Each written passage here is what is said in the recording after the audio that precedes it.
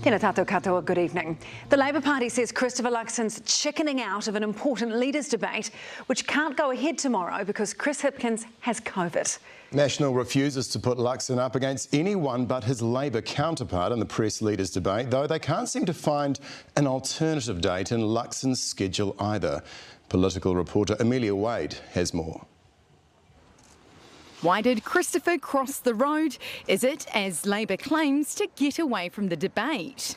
So it looks like he's being slippery. It looks like he is chickening out.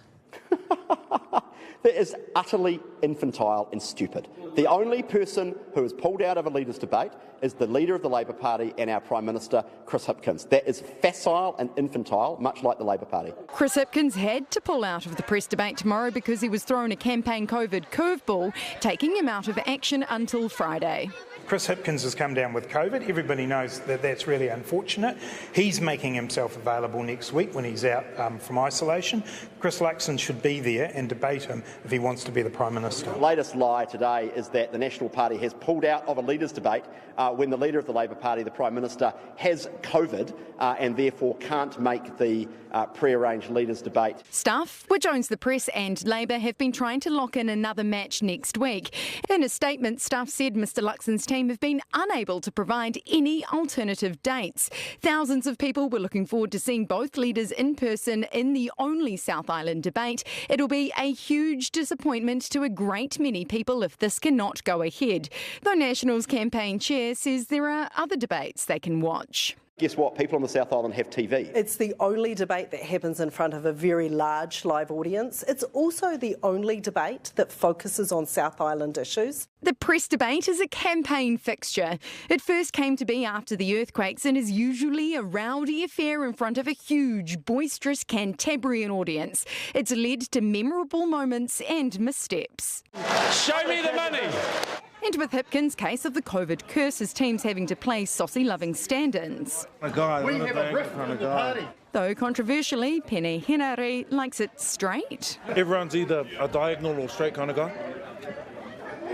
I'm a straight kind of guy. The sub-ins today promising that if Labor is re-elected, it would speak to supermarkets about what they needed to increase competition. The new bit is that you're going to have some conversations, some yarns with some supermarkets. No, we've said that we could remove regulatory impediments, we could provide financial assistance, or we could actively look for locations where they could locate their new businesses. But when it comes to the press debate, the Nats won't settle for a Hipkins stand-in.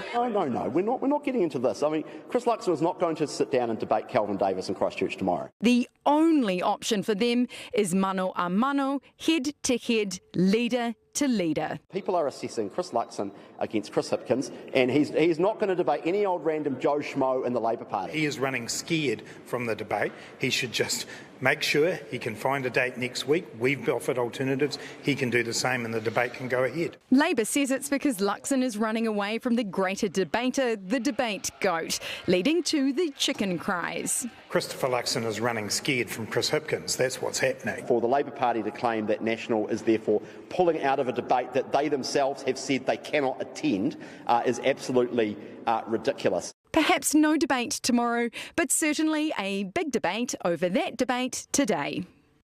Well, Amelia joins us now. Kia ora, Amelia. So what does Chris Hipkins have to say about all of this debate over the debate?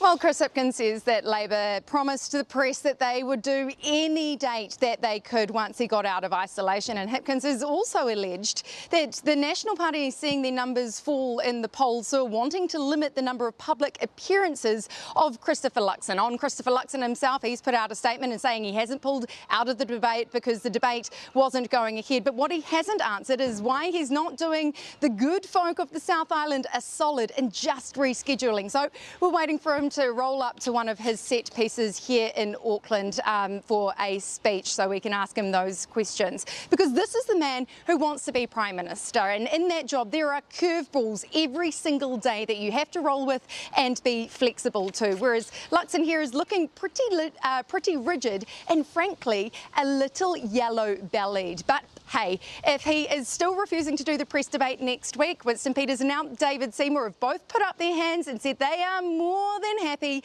to debate Chris Hipkins instead. I bet they are. Amelia Wade there live from Central Auckland. Tēnā koe.